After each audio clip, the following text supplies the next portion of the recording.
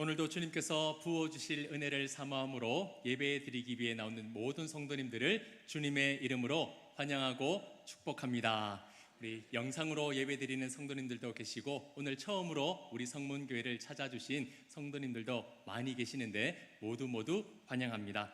오늘도 주님께서 우리 성도님들의 마음에 성령으로 조명하시고 예비하신 은혜와 사랑을 풍성하게 채워주시기를 축복합니다. 우리 함께 그렇게 기대하는 마음으로 서로 반갑게 인사 나누며 우리 말씀을 듣도록 하겠습니다. 우리 진심을 담아서 인사해 주시고요, 처음 보시는 분이 계시다면 더 환하게 인사해 주십시오. 사랑합니다, 축복합니다. 사랑합니다, 축복합니다. 환영하고 축복합니다.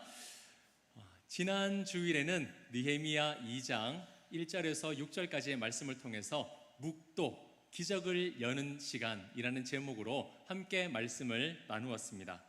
운동선수들은 1초의 행운이나 요행을 바라지 않습니다. 1초의 승부를 위해서 같은 동작을 수천 번, 수만 번 반복하면서 땀 흘리며 준비합니다. 우리의 신앙생활도 마찬가지입니다. 바울은 믿음의 생활을 경주로 비유했습니다. 한순간에 되는 게 아니라는 겁니다. 그리고 땀 흘리며 수고하는 수고로움이 있다라는 거예요. 지난 주일 우리가 함께 말씀을 나누었듯이 느헤미야는 수일을 울면서 애통하며 하나님께 부르짖었습니다. 하나님 도와주십시오. 하나님 은혜를 내려주십시오. 금식까지 하면서 절실하게 하나님께 기도했습니다. 하지만 하나님께 기도한 그 응답은 4개월의 침묵이었습니다. 아무런 일도 일어나지 않았습니다. 아무런 역사도 일어나지 않았다라는 겁니다. 하지만 느헤미야는 침묵의 시간에 침몰되지 않았습니다. 은혜를 달라고 또 간구하고 또 간구했습니다. 그리고 마침내 하나님의 때가 되었을 때에 내가 너에게 무엇을 해줄까라는 그런 아닥사스다 왕의 은혜의 손길이 내려졌습니다. 거기서 끝난 게 아니죠. 느헤미야는 그 하나님의 응답이 내려진 짧은 시간, 그 1초의 남짓한 시간에도 하나님께 묵도했습니다. 1초의 시간도 허비하지 않고 1초의 시간도 내 것으로 여기는 것이 아니라 하나님께 돌리고 있고 하나님께 맡겨드리고 있다라는 겁니다. 사랑하는 성도님들, 성경이 우리에게 말씀하시는 것은 그 어떤 순간에도 그의 백성을 이끄시는 하나님의 일하심, 그 하나님의 역사하심은 결코 멈추지 않는다라는 겁니다. 비록 눈에 보이는 현상은 일어나지 않고 눈에 보이는 큰 기적은 일어나지 않지만 하나님은 쉬지 않고 우리를 위하여 열심히 일하고 계신다라는 겁니다.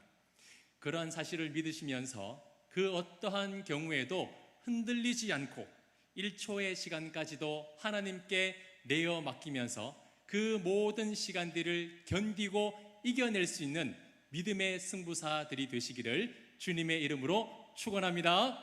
축원합니다. 아멘. 코로나 팬데믹이 이제 지난 지 몇 년이 되었습니다. 코로나 팬데믹은 전례 없는 우리에게 큰 어려움을 가져다 주었습니다. 너무나 갑작스럽게 찾아온 재난 앞에서 우리는 그 어떤 것도 준비하지 않았습니다.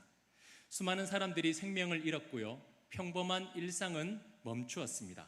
인류는 아무것도 할 수 없는 좌절감을 맛보아야 했습니다.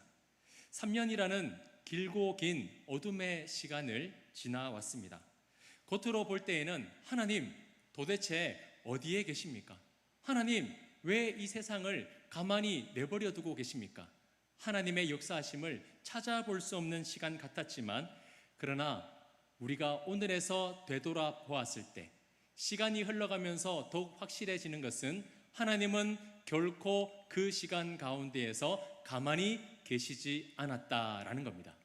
하나님은 그 가운데서도 분명히 역사하셨고 하나님의 구원 계획을 펼쳐 나가셨습니다. 그리고 우리에게는 이전에는 결코 생각해 보지 못한 새로운 변화를 가져다 주셨습니다. 팬데믹 가운데서도 생각하지 못한 반등을 이루어서 성공한 기업이나 사람들의 이야기가 참 많이 있습니다. 혹시 우리 성도님들 팬데믹 시대가 가져온 성공 전략 테크라는 말을 들어보셨습니까? TECH, 이 영어 약자인데요. 네 가지입니다. 하나는 테크놀로지, 기술이고요. 하나는 environment, 친환경, 하나는 체인지, 생활 변화고요. 그리고 마지막은 health, 건강입니다. 이 네 가지가 우리에게 참 익숙하고 많이 들어봤지만 이 코로나 팬데믹 시대를 겪으면서 이 네 가지가 확실하게 바뀌었다라는 겁니다. 어려움 가운데 성공한 기업들과 사람들의 그런 실태를 조사해 보니까 공통적으로 이 네 가지를 적용해서 위기를 기회로 삼아 성공하고 이겨낼 수 있었다라는 겁니다. 자, 첫 번째 기술 한번 볼까요? 팬데믹은 디지털 전환의 시대를 앞당겼습니다. 재택근무, 비대면 서비스, 그리고 온라인 쇼핑 등 이전에도 있기는 있었지만 크게 필요성을 느끼지 못했던 것들이 참 많이 있었습니다. 하지만 이 코로나 팬데믹 시대를 맞이해서 그 기술들이 필요로 하고 더욱더 많고 편리한 기술들이 필요해지기 시작했습니다. 이러한 점에 발맞추어서 시설을 다시 보강하고 도입한 그 기업은요, 오히려 성장세를 이루었다라는 겁니다. 소상공인 같은 경우에는 이전에는 사람들이 식당으로 와서 식사를 했습니다. 그런데 이 코로나 시대를 지나면서 배달하는 일들이 참 많아졌죠. 그래서 소상공인들은 이 기업들은 배달 앱을 개발을 하고 소상공인들은 이 배달 앱과 연계하고 또 그 기술들을 배우면서 위기를 기회로 삼은 사람들이 많이 있었습니다. 자, 두 번째로 친환경적인 부분에서 많은 변화가 일어났습니다. 코로나 초기 모든 것을 봉쇄했을 때에 이 전 세계적으로요 일시적으로 기후가 좋아지는 것을 목격했습니다. 대기 오염이 너무나 좋아졌다라는 거예요. 그리고 박쥐로부터 시작되었다는 가설하에 여러 연구를 하게 되면서 이 세계가 지금처럼 기후가 변화되면 다른 종류의 생물들이 생겨나고 그 생물들은 인류를 더욱더 위협하는 바이러스를 줄 수 있다라는 연구 결과도 발표가 되었습니다. 자, 그렇다 보니까 이 친환경에 대한 관심들이 많이 높아지기 시작한 겁니다. 그때부터 기업들은 환경 개선을 위한 여러 시설들을 갖추고 각 나라마다 친환경적인 제도를 마련하기 시작했습니다.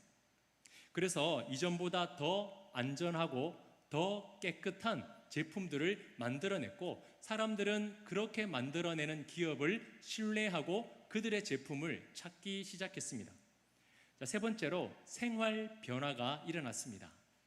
팬데믹은 우리의 일상과 사회에 유례 없는 변화를 가져다 주었습니다. 재택근무를 하고 온라인 회의와 강의가 이루어지고 그리고 사람들은 오프라인보다 온라인에서 더 많은 것들을 소비하기 시작했습니다. 찾아가는 것보다 찾아오게 하는 편리함을 더 추구하게 된 겁니다. 이전 방식을 고수하기보다 전혀 불가능한 그런 상황이었으나 시각을 다각화하고 그런 유연한 비즈니스 운영 체계를 갖춘 기업들은요, 사람들이 더 많이 찾고 자연스럽게 성공하게 되었다라는 겁니다. 자, 마지막 네 번째로 건강입니다.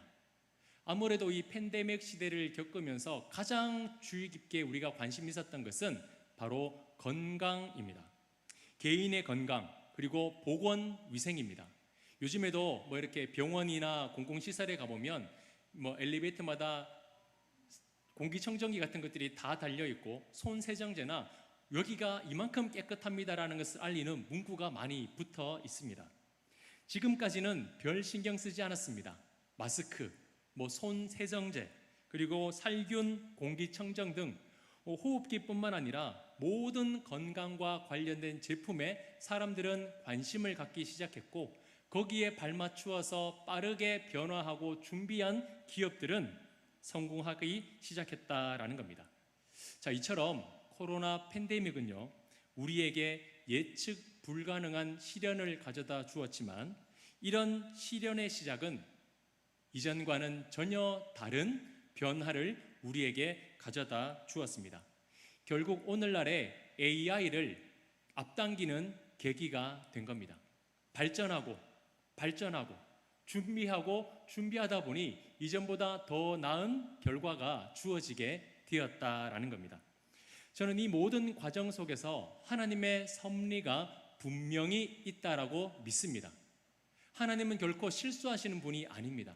하나님이 그러한 일들을 허락하셨고 또 그 일 가운데서 하나님이 역사하셨다면 분명 우리에게 더 좋은 기회를 주시고자 했다라는 겁니다.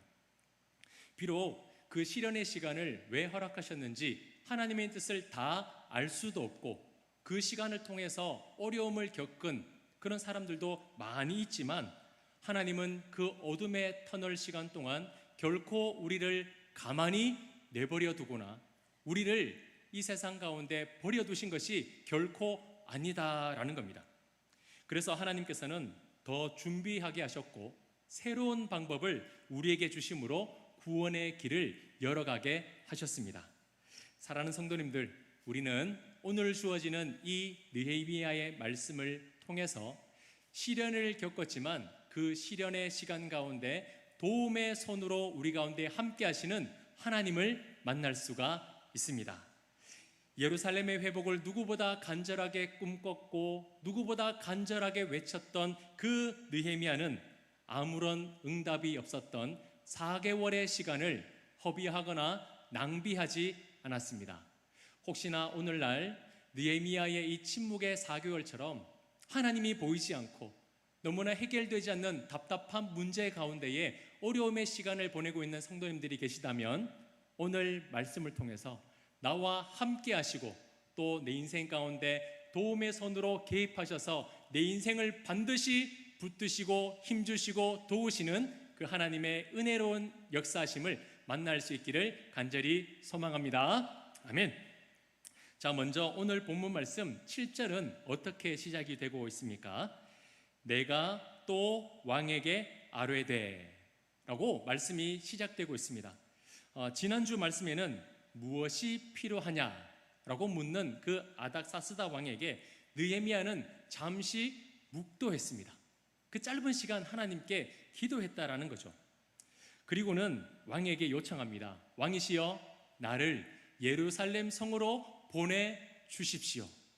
내 고국, 내 사랑하는 백성들이 고통받고 있으니 내가 어찌 마음 편하게 살고 있겠습니까? 나를 좀 보내주십시오. 그리고는 언제까지 돌아오겠다라고 약속을 합니다. 자, 이 정도 되면 이제 목적을 이룬 것 아닙니까? 왕이 가도록 허락해 주었습니다. 그러면 이제 됐다, 끝났다 라고 응답받았다 라고 생각할 수 있을 겁니다.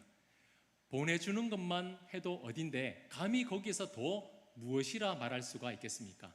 그런데 오늘 본문에 보면 느헤미야는 또 왕에게 아뢰되 더 많은 것을 구하고 있다라는 겁니다. 또 이때 생각나는 말이 있죠. 눈치 챙겨. 지금 왕이 보내주는 것만 해도 감지덕진데 거기서 또 뭘 요구해? 혹시나 이야기했다가 아닥사스다 왕이 심기가 불편해지거나 마음이 바뀌면 어떡하려고 그래? 그만 얘기해도 돼 라고 하겠지만 느헤미야는 망설이지 않고 아닥사스다 왕에게 아래와 같은 것들을 요구합니다. 자, 무엇을 요청하고 있느냐? 7절 말씀을 계속해서 우리 다 같이 한번 읽어보겠습니다. 시작.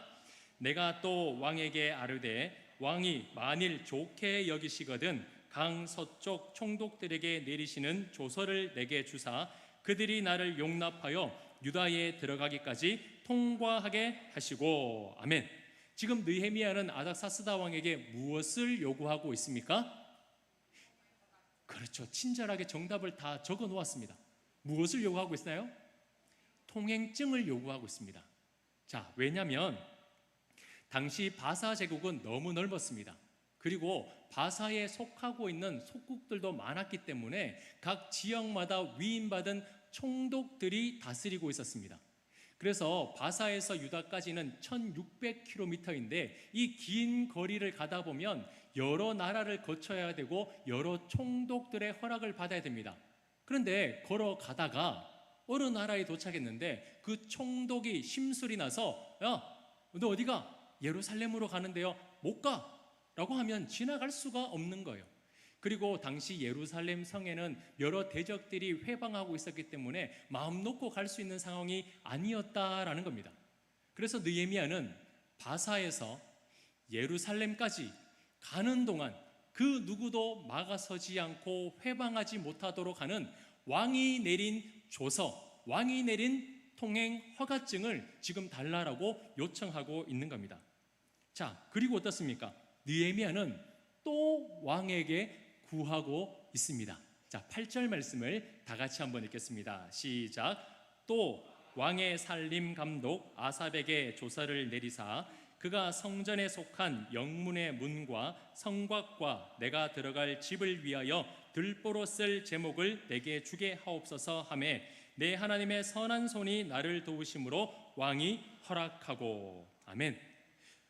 이 느헤미야가 또 왕에게 무엇을 달라고 요청하고 있습니다. 뭘 달라고 요구하고 있나요?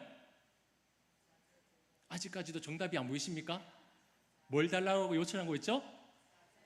쓸 제목, 이 성문을 건축할 재료들을 달라고 지금 요청을 하고 있는 겁니다. 느헤미야는 왜 건축 자재를 좀 달라고 요청하고 있을까요? 앞서 이야기했듯이 지금 예루살렘 백성들은 큰 환란을 겪고 있고 예루살렘 성문은 불타고 있다라는 정황을 봤을 때에 그 안에서 재료를 구하기는 힘들 것이다라는 생각을 가진 겁니다. 그래서 왕이 준 목재, 왕이 준 재료를 누가 가져간다면 그건 왕에 대한 도전 아니겠습니까? 그래서 감히 왕이 내린 것을 그 누구도 빼앗아 가지 못하도록 왕이 하사한 재료를 지금 달라고 요청하고 있는 겁니다.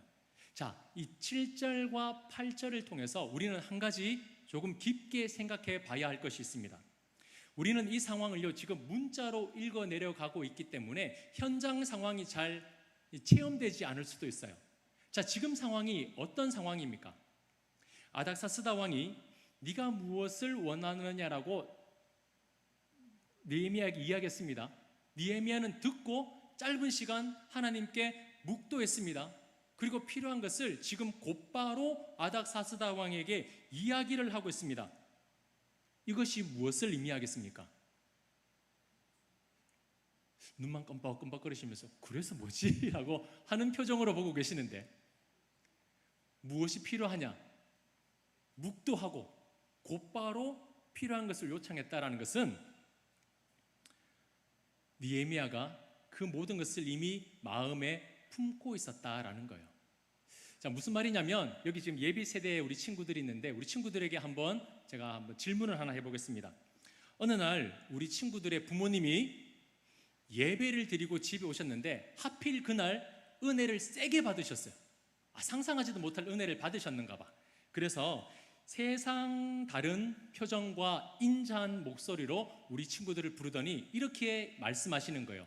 사랑하는 딸아, 사랑하는 아들아, 오늘따라 너희가 왜 이렇게 예쁘고 잘생겨 보이니? 혹시 필요한 거 없어? 필요한 거 말만 하면 아빠 엄마가 다 사줄게 라고 이야기를 한다면 우리 친구들은 뭐라고 대답하겠습니까? 아버지, 어머님, 저는 부모님의 자녀인 것만 해도 만족하오니 필요한 것이 없사옵나이다. 이렇게 얘기하겠어요? 아주 당황해하고 있습니다. 그렇지, 절대 그렇게 말할 이유가 없잖아요. 우리 친구들 어떻게 하겠어요? 부모님이 뭐든지 다 사줄게라고 하면 좀 좋아 죽는다 표정이. 제 아들은 그렇게 얘기했으면 좋겠습니다. 부모님의 자녀인 것만 해도 만족하옵니다. 그렇게 얘기했으면 좋겠는데 그렇게 말할 리가 없습니다. 아마 우리 친구들은 부모님이 그렇게 말한다면 이렇게 대답할 거예요. 이거 필요하고요, 이거 사주시고요, 저것도 해주세요. 기다렸다는 듯이 이런 저런 것들을 사달라고 해달라고 많이 요구할 겁니다. 왜일까요? 그거 평소 갖고 싶었거든요. 그거 평소 하고 싶었거든요. 기회만 된다면 갖고 싶고 기회만 되면 하고 싶었던 것들이 이 생각과 마음 안에 있던 차에 부모님이 말하니까 주저하지 않고 이야기할 수 있는 거죠. 바로 지금 느헤미야의 상황이 이런 거라는 겁니다. 왕이시여 통행증을 주십시오. 왕이시여 쓸 제목을 주십시오. 느헤미야가 주저하지 않고 말할 수 있었던 이유가 무엇이냐? 그것을 가슴속에 품고 있었기 때문이에요. 그것만 있으면 갈 수 있을 텐데, 그것만 있으면 해낼 수 있을 텐데 늘 기억하고 생각했다라는 겁니다. 자, 그러면 느헤미야가 언제 이 마음을 품었을까요? 이 통행증과 이 쓸 재료들을 언제 필요하다라고 생각하고 있었을까요? 묵도하면서요? 아니요. 그때는 시간이 너무 촉박했어요. 언제였을까요? 침묵의 4개월의 시간이었습니다. 하나님의 응답이 없는, 하나님의 역사가 일어나지 않는, 길고 길었던 그 4개월의 침묵의 시간 동안 느헤미야는 하나님께 기도하고 기도하며 그것을 준비했다라는 거예요. 사랑하는 성도님들, 우리가 신앙생활하는 가운데 기억해야 하는 것은 하나님께서 허락하신 기다림의 시간은 결코 낭비가 아니라 준비하는 시간이라는 겁니다. 결코 헛된 시간이 아니라 더 좋은 결과, 더 완벽한 결과를 이뤄내기 위한 하나님께서 허락하신 준비의 기간이 바로 침묵의 시간이라는 겁니다. 느헤미야는 오늘이라도 당장 허락이 떨어지면 예루살렘으로 가려고 했습니다. 지금 당장이라도 달려가고 싶었습니다. 하지만 하나님은 그 기도에 곧바로 응답하지 않으셨습니다. 아무런 말씀도, 아무런 역사하심도 나타내지 않으셨습니다. 4개월 동안. 왜냐하면 하나님께서 이 침묵하신 이유가 분명히 있기 때문이죠. 만약에 하나님께서 가고 싶다고 해서 그 자리에서 바로 느헤미야를 예루살렘으로 보내셨다면 어떤 일이 일어났을까요? 갈 수는 있었겠죠. 그런데 어떻게 그 무너진 성벽을 세우고 무엇으로 성문을 만들겠습니까? 누구와 함께 그 일을 하겠습니까? 혼자 가서 그 일을 할 수 있을까요? 심각하다면 가는 도중에 느헤미야는 큰 어려움을 만나 예루살렘에 도착하지 못했을 수도 있습니다. 예전에는요, 개천에서 용이 나는 시대였습니다. 근데 우리 성도님들, 요즘에는 뭐라고 하는지 아십니까? 용이 나는 개천도 말라버렸다라고 말합니다. 요즘에는 개천에서 용이 나는 게 아니라 용이 된 무리들이 승천하는 시대라고 말합니다. 그 말은 아무것도 없는 것에서 순수한 열정만으로 예전에는 성공할 수 있었고 큰 일을 이룰 수 있었지만 요즘에는 그런 일들이 불가능한 시대가 되었다라는 거예요. 그래서 없는 것에서 성공하는 시대가 되는 것이 아니라 성공한 사람들이 더 성공하는 시대가 바로 요즘 시대라고 말들을 많이 합니다. 그만큼 순수한 열정만으로 되지 않는 아주 어렵고 힘든 시대가 되었다라는 거예요. 하나님은 이 4개월 동안 느헤미야를 입술로 준비하게 하셨습니다. 이때 느헤미야는 뭘 만들거나 뭐 할 수 있는 게 없었어요. 단순히 하나님께 기도할 수밖에 없었습니다. 하나님, 은혜를 주십시오.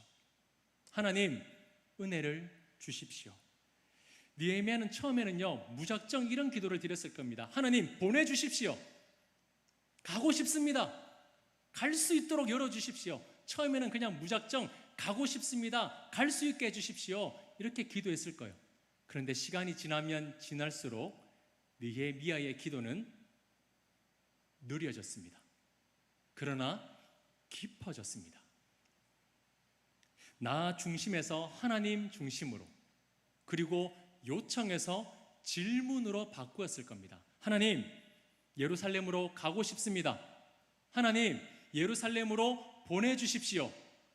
거기에다 이런 기도가 덧붙여지는 겁니다. 하나님, 그런데 어떻게 갈 수 있을까요?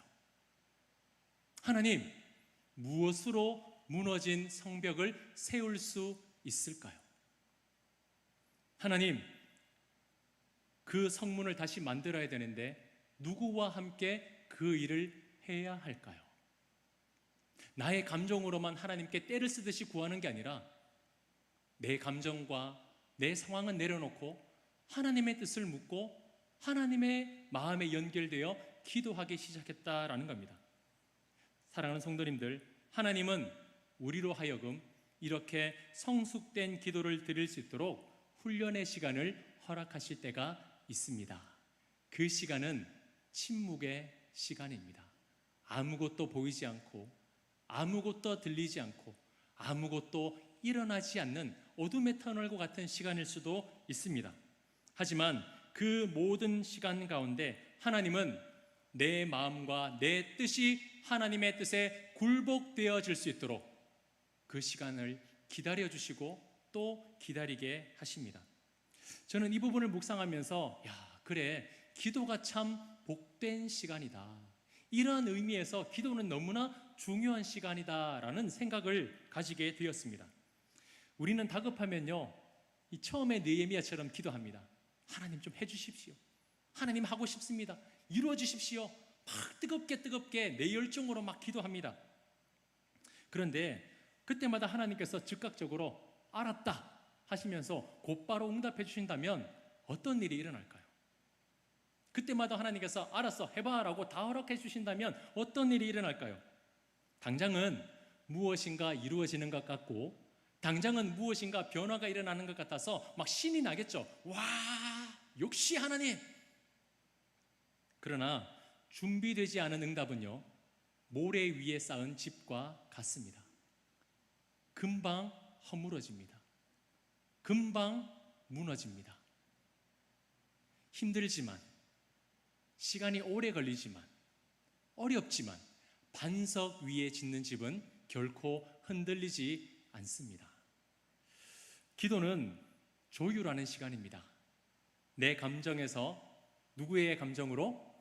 하나님의 감정으로, 내 상황에서 하나님의 뜻으로 맞추어지는 시간이 바로 기도 시간이라는 겁니다. 저는 이 자리에 있는 예비 세대와 세비 청년부에게 도전하고 싶습니다. 여러분들이 하고 싶어하는 일이 무엇이 있습니까? 여러분들은 무엇을 이루고 싶습니까?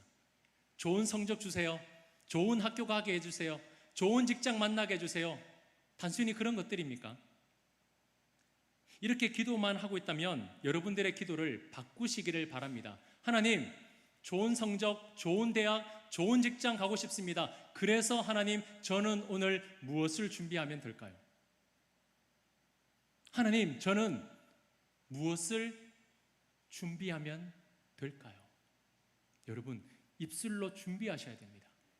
하나님은 준비하는 사람 가운데 역사하신다는 것을 기억하시기를 바랍니다. 하나님은 준비되지 않은 사람을 선택하신다고요? 네, 맞습니다. 준비되지 않는 사람을 하나님은 부르십니다. 아브라함도 그러했고, 모세도 그러했고, 베드로도 그러했고, 바울도 그러했습니다. 준비되지 않은 사람이었습니다. 하지만 하나님은 준비되지 않은 사람을 부르셔서 준비를 시켜서 하나님의 역사하심에 사용했다라는 겁니다. 이게 바로 성경적인 원리예요. 1초의 기적, 1초의 요행만 바라면서 하나님 좋은 것 주세요, 좋은 것 주세요, 잘 되게 해주세요. 하나님은 그렇게 역사하시는 분이 아니에요. 때를 써서 주실 수도 있겠죠. 하지만 그 주신 응답은 모래 위에 지은 집이라는 것을 우리 친구들 기억하시기를 바랍니다. 그렇기 때문에 오래 걸리지만, 힘들지만 지금부터 우리 친구들은 입술로 준비하시기를 바랍니다. 하나님, 무엇을 준비해야 될까요? 하나님, 저는 무엇을 하나님을 위해서 해 나가야 할까요? 꼭 하나님께 물으시면서 준비하시기를 바랍니다. 그리고 저는 우리 성문교회 성도님들에게 도전하고 싶습니다. 우리는 막연하게 은혜를 달라고, 부흥하게 달라고 하나님께 때를 쓰며 기도하고 있지는 않습니까? 하나님, 잘 살게 해주십시오, 잘 되게 해주십시오, 무작정 기도하고 있지는 않습니까? 우리는 급할수록 기도에 무릎을 꿇어야 합니다. 입술로 준비해야 합니다. 금방 되어지는 응답보다 하나님 앞에 준비된 기도를 통하여 이루어지는 하나님의 역사하심을 우리는 함께 맛보기를 간절히 원합니다. 그렇다면 하나님께서는 구하는 것만 뚝딱 주실까요? 그런 신앙생활이라면 재미없겠죠. 자, 마지막 9절입니다. 구절 말씀을 우리 함께 한 목소리로 읽겠습니다. 시작. 군대 장관과 마병을 보내어 나와 함께 하시기로 내가 강 서쪽에 있는 총독들에게 이르러 왕의 조서를 전하였더니. 자, 이 구절이 무슨 말이냐면 느헤미야가 왕에게 요청한 것은 두 가지였습니다. 통행증과 쓸 재료였어요. 왕이 허락했습니다. 와, 이것만 해도 어디입니까? 그런데 생각하지도 못한 왕의 선물이 주어졌습니다. 그게 바로 9절입니다. 군대 장관과 마병을 보내어 나와 함께 하시기로. 이건 느헤미야가 요청한 게 아니에요. 아닥사스다 왕이 더해준 겁니다. 무사히 예루살렘으로 갈 수 있도록, 중간에 어떤 일도 일어나지 않도록 왕의 군대를 보내서 그 느헤미야를 호위하게 해주셨다라는 겁니다. 제국의 왕이 이방 나라의 신하를 위해서 이렇게까지 해줄 이유가 뭐가 있겠습니까? 왜 이것까지 해줘야 되죠? 그런데 이런 일이 일어나게 된 이유가 있습니다. 바로 8절 하반절의 말씀입니다. 내 하나님의 선한 손이 나를 도우심으로 왕이 허락하고. 한 번 더 읽어볼까요? 같이 시작. 내 하나님의 선한 손이 나를 도우심으로 왕이 허락하고. 아멘. 이 모든 일들이 가능하게 된 것이 어떻게 가능하게 되었는가? 하나님의 보이지 않는 능력의 손이 느헤미야와 함께 하셨기 때문입니다. 사랑하는 성도님들, 선한 손이 도우셨다라는 것이 무슨 의미일까요? 선한 손이 도우셨다. 그 말은 하나님이 선한 일에 도와주셨다라는 겁니다. 느헤미야가 마음을 찢으며 기도하고 느헤미야가 4개월 동안 하나님을 향해서 애타는 마음으로 준비했던 그 모든 일들이 하나님이 보시기에 선했다라는 거예요. 하나님은 하나님의 나라를 위한 선한 일에 아낌없이 쏟아부어 주신다라고 약속하셨습니다. 마태복음 6장 33절 말씀인데요, 우리 한 목소리로 함께 읽어보겠습니다. 아마 외우는 분도 계실 거예요. 같이 한번 읽습니다. 시작. 그런즉 너희는 먼저 그의 나라와 그의 의를 구하라. 그리하면 이 모든 것을 너희에게 더하시리라. 아멘. 구하는 것뿐만 아니라 하나님의 의, 그 선하신 뜻에 합당하고 선하신 뜻에 맞추어진 일이라면 구하지 아니하는 것까지도 더해 주신다, 기쁨으로 더해 주신다, 하나님께서 약속하셨다라는 겁니다. 저는 이 느헤미야의 말씀을 묵상하면서 저절로 이런 기도가 나왔습니다. 하나님, 오늘 이 말씀이 문자로만 기록된 말씀이 아니라 우리 사랑하는 성도님들의 일상 가운데 일어나는 하나님의 생명의 말씀이 되게 해 주십시오. 이 말씀을 듣고 살아가는 모든 성도들에게 역사되어지고 나타내는 살아있는 하나님의 생명의 말씀이 되게 해 주십시오. 기도하며 말씀이 준비가 되더라고요. 그리고 한번 느헤미야처럼 기도해 보았습니다. 하나님, 제게 맡겨주신 이 귀한 하나님의 교회를 어떻게 준비해야 될까요? 무엇을 준비해야 될까요? 하나님이 그러면 너에게 무엇을 도와줄까? 라고 말하시기 전까지 하나님, 저는 무엇을 준비해야 될까요? 우리 성도님들과 함께 무엇을 준비해야 될까요? 이런 기도가 새벽마다 나오더라고요. 오늘 당장이 아니라 4개월 뒤, 4년 뒤라 할지라도 하나님께서 철저하게 준비하신 그때가 되면 하나님은 반드시 상상하지 못할 놀라운 기적의 순간을 우리에게 허락해 주실 줄 믿습니다. 코로나 팬데믹이 우리의 모든 것을 빼앗아 간 것 같지만 우리에게 새로운 시대를 준 것처럼 오늘 우리가 살아가는 삶의 순간에는 어둠의 긴 터널이 있을 것 같아 보이지만 그 가운데에 하나님의 보이지 않는 능력의 손이 함께 하신다면 이전에 경험하지 못한 놀라운 일들을 경험하게 될 것입니다. 사랑하는 성도님들, 그 때가 되기까지 입술로 함께 준비하기를 소망합니다. 우리 함께 입술로 기도하며 준비하기를 소망합니다.